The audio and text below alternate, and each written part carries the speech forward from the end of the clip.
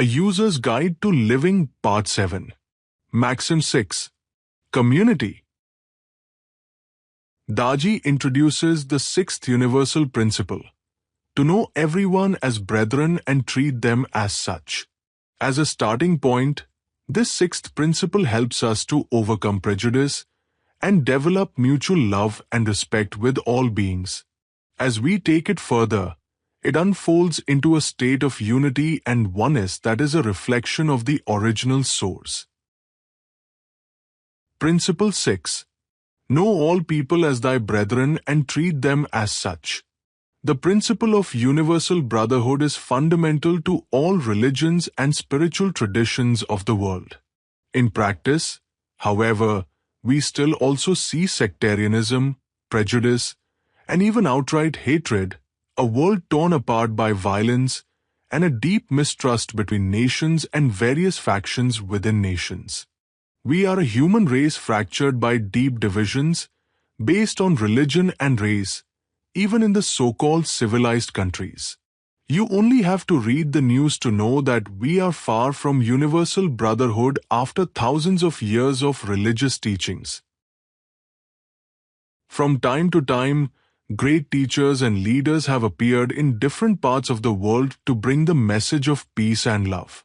Their pleas have fallen on deaf ears, and many of them have been rejected, persecuted, and even crucified. How many Jews were killed by the Nazis? How many people were killed by Stalin, Idi Amin, Mussolini, and during the border migration on the eve of 15th August, 1947 between India and Pakistan, the ethnic wars in Rwanda, the Congo, etc. When you add up the deaths resulting from calamities due to hatred, the statistics way surpass the deaths due to the COVID virus. Yet this pandemic drew so much of our attention. Perhaps we all have some level of this deeply buried hatred for something or the other which prevents an all-out removal of hatred. It is against this backdrop that we need a fresh perspective on universal brotherhood, and in heartfulness it emanates from the authority of a deeply experiential understanding of reality. The principle is actually very simple. Babuji writes, all things descending from the origin should be treated as coming from the same source. To bring home this point, he uses the analogy of a mother and her children.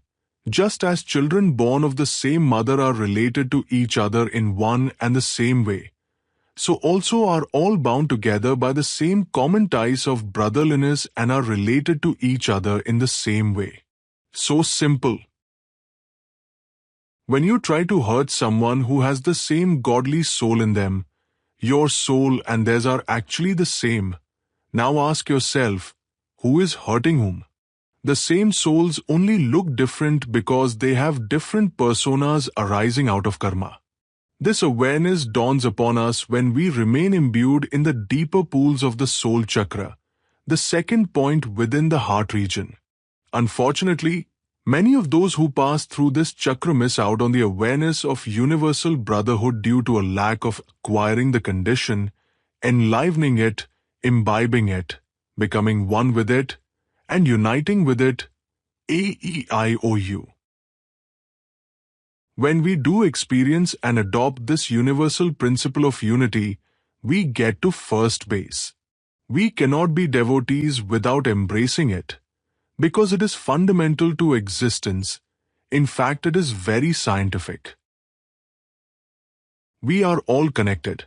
The heartfulness vision of universal brotherhood comes from the repeatable experience that at the center of our being we are all connected with the same reality.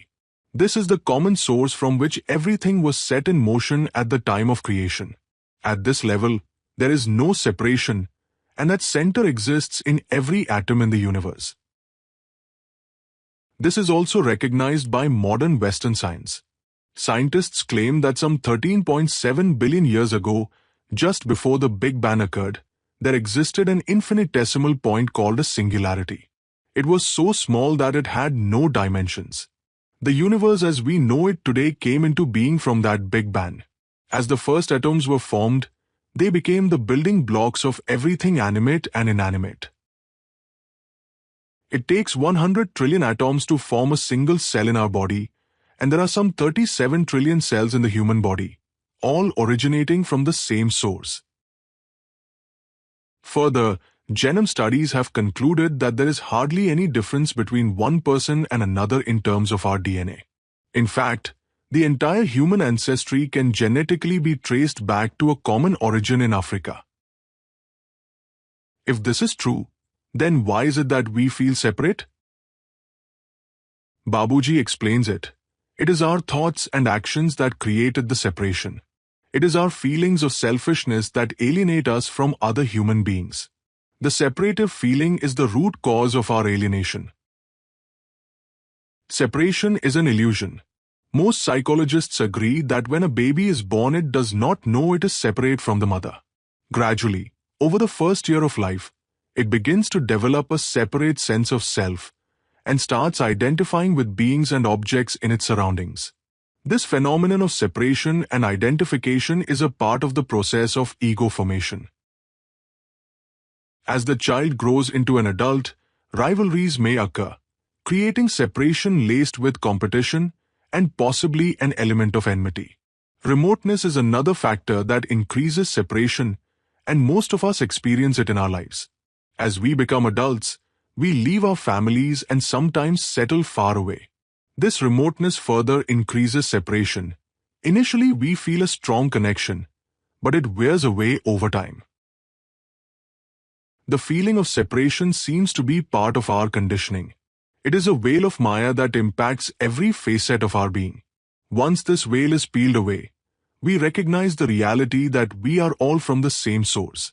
We must accept and embody this if we are to become human. From me to we. How can we peel away this veil of illusion? It happens naturally through heart-based meditative practices because we experience the oneness. Knowing about it is not enough.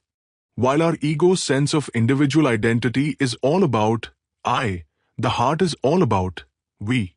The heart is where we are all connected, where we naturally feel oneness, especially when our field of consciousness has been purified. When heart-based meditation is supported by yogic transmission, we are naturally infused with love. As our capacity for love expands, so does our feeling of brotherhood. As we grow in our practice, we are able to identify and break up the individual network formed by our thoughts and actions, which leads to an expansion of consciousness. When this expanded state of consciousness percolates our lives, in our day-to-day dealings with others, we eventually rest in that connection constantly. Connection is nurtured through constant practice and can be applied in our lives with awareness. It comes from within, not from any external authority. It transforms all our relationships, with our family and with all humanity. We feel love for everyone as a first step. It is a true paradigm shift that enriches our lives. Later on, we go beyond the level of feeling, as love radiates from us naturally. We no longer need to love, we become love itself. And in Babuji's words, it will naturally lead to mutual association and greater attachment. And our dealing with one another will be molded accordingly, ensuring greater peace and contentment to everyone. How nice it would be to have it thus. Our success here leads to our success there. Yet it doesn't end there. There is a great truth about worldly life that many of us don't grasp. We mistakenly believe that our life in this world is transient and hence not important. But that could not be further from the truth. Whatever we do here also determines our destiny beyond this worldly plane. What is meant by that? In Babuji's words, this world is in fact a reflection of the other world. When this one is molded properly, its effect extends onto the other world whose reflection it is, and that too will begin to be purified. This world is a projection of the astral or cosmic world, the Brahmand Mandal, where everything happens in astral form before it manifests here. There are several such higher regions, each more subtle than the other. When we refine our worldly existence on earth, the effect is carried to each of the higher regions, all the way to the highest. We are multidimensional beings, And what we do in this layer affects all other layers. This life is a precious opportunity for us to change all levels of our being. When we act in alignment with these universal principles, it transforms all the dimensions of our being. This is yogic science. Universal brotherhood in action. Now, imagine that a single act of compassion welling up from the bottom of our heart has the power to transform all levels of our being. Principle 6 states, "Know all people as thy brethren and treat them as such." So we can look at this principle as having two aspects, knowing and doing. The first aspect of "know all people as thy brethren" is a realization that comes from a state of being and creates a perceptual shift that helps us make the choice between separation and unity. Knowing removes ignorance and resistance and brings enlightenment, clarity, and purity. It acts as a bridge between being and doing. The second aspect is doing, and treat them as such. Once you know from the depths of your being that we are all brethren, then how will you treat others? Knowing is the embodiment of being. Doing is the embodiment of knowing. The third aspect, being, is something we often miss out on. The tastes of spiritual conditions are not to be taken as a buffet dinner. Taste and forget should not become our tragic culture. That is why the practice of AEIOU is so important. It allows us to savor the experience and let it be imbibed and enlivened within us so that we become one with it.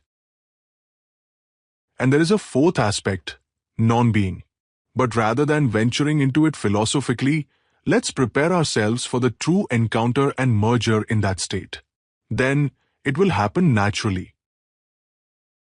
Embodying universal brotherhood. What does it mean to embody universal brotherhood in our lives? Before addressing that question, I would like to clarify the confusion and common misunderstandings associated with this principle. Embodying universal brotherhood does not mean that we go about hugging everybody in the street. It does not mean that we agree with everything that others say and avoid confrontation at any cost. It does not mean we are always trying to please others and appease them. It does not mean that we believe everything we hear. It does not mean that we force ourselves to stay in an abusive relationship. It does not mean that we allow ourselves to be intimidated, taken advantage of, and manipulated. We cannot have true compassion for others unless we have compassion for ourselves, nor can we love others unless we love ourselves. We are here to learn from one another. We are here to help and be helped. We grow only when we are fully engaged with others in healthy relationships, with a mutuality of love and respect. As we grow in our practice, our awareness expands. We uncover a deeper understanding of the belief systems that color our perception of reality, which include the feeling of separation. Over time, this feeling of separation gives way to a feeling of oneness. When this knowing leads us to change our behavior in a natural way, we start treating others as brethren. When this becomes our natural habit, we will have embodied the principle of universal brotherhood. When we embody this principle, our lives transform in a fundamental way. We build meaningful and fulfilling relationships with our family members, friends, and colleagues, as well as members of our community, humanity as a whole, and all life forms. We develop genuine love and compassion for others, even when the feelings are not reciprocated, because we are all connected to the same reality. We are all one.